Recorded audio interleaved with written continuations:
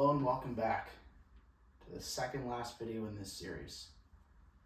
Now don't worry, there might be some bonus videos coming, who knows, but today we're going to talk about probably one of the hardest concepts in linear algebra. Next video is going to be a little easier, maybe some might say a little cooler, but I mean this stuff is seriously cool. So let's talk about simultaneous differential equations. Now what does that mean? Well, sometimes we have two competing species in a forest, and the population of one of them depends on the population of the other one. So we can say that the change in the population of one of them is equal to the population of that one, times how many are born each year, and times how many are killed each year, which is proportional to the other population. So let's take a look at an example. Now this isn't going to be an applied example, this is just going to be two differential equations. So the differential equations are x1 prime of t is equal to 3 times x1 of t plus x2 of t. Okay, but what's x2 of t? Well, let's define x2 prime of t.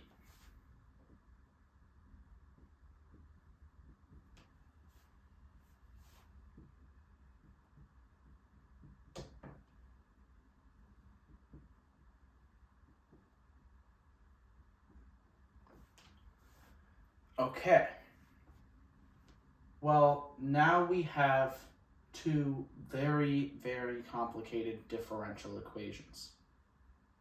And if you haven't taken differential equations before, maybe you haven't taken calculus before, this is the rate of change of this variable, x1, with respect to time, t. We'll call t time. Usually with differential equations we're talking about time, but sometimes we're not. So how are we going to solve this?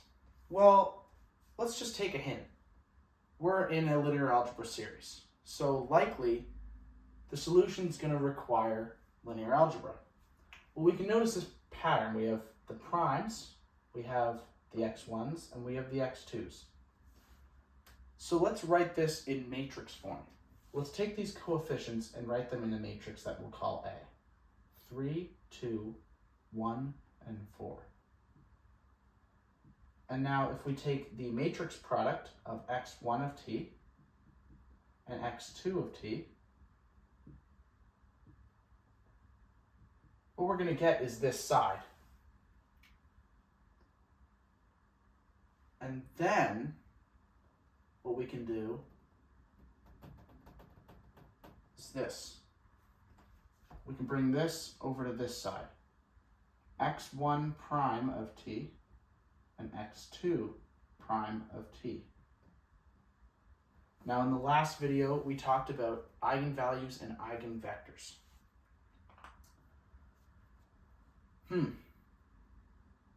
Let's think for a minute.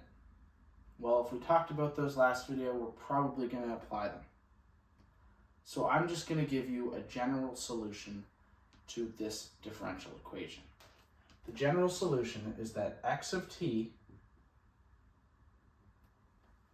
is equal to some constant we'll call c1 times our first eigenvector times e to the power of our first eigenvalue times t. And then we're going to add our second constant, our second eigenvector, and e to the power of our second eigenvalue times t. Now if we had three equations, of course we'd have a third one of these terms. You see the pattern. So all we need to do is find the eigenvalues and eigenvectors of this matrix.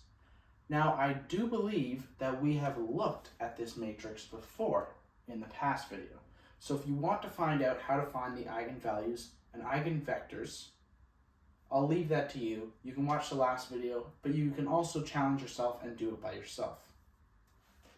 The eigenvalues of this matrix are lambda 1 equals 2 and lambda 2 equals 5.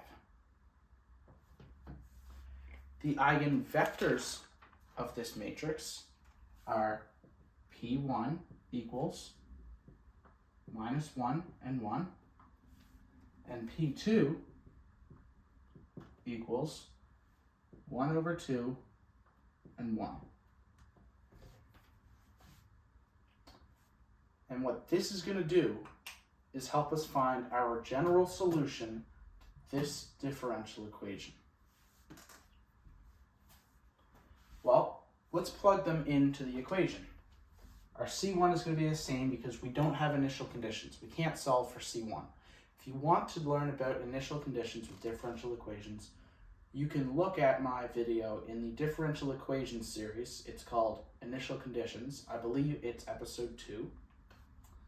But we're just going to look at general solutions here. Our first eigenvector is -1 and 1. Let's replace it here. Our first eigenvalue is 2. Our second eigenvector is 1 over 2 and 1.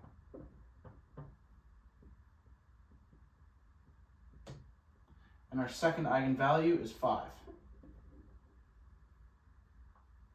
Okay, now we can erase these eigenvalues and eigenvectors because we have them in there. Keep in mind that x of t is actually a vector. This vector is x1 of t, x2 of t. And this is our general solution. We can break it down into x1 of t and x2 of t. x1 of t is going to be c1 times the top here. So -1, we're going to make it a minus c1 times e to the 2t plus 1/2 c2. See, the 1/2 is up here.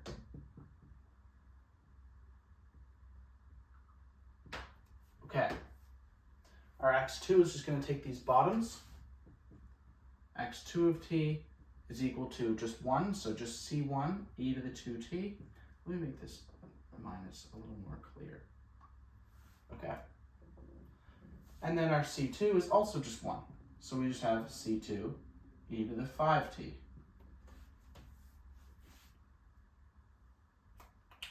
It's really simple if you can memorize this one formula. Of course, you could derive it yourself. You might not have time on a test for that, but it's really that simple. I'd like to thank you guys for coming along with me on my journey. I know when I learned differential equations, the next video was taught to us, but it wasn't on any tests, and we were told that. But if this is your last time watching this series, thank you for watching. It's been a great journey. And I hope to catch you in the next one and some potential bonus videos maybe. But yeah, thanks for watching.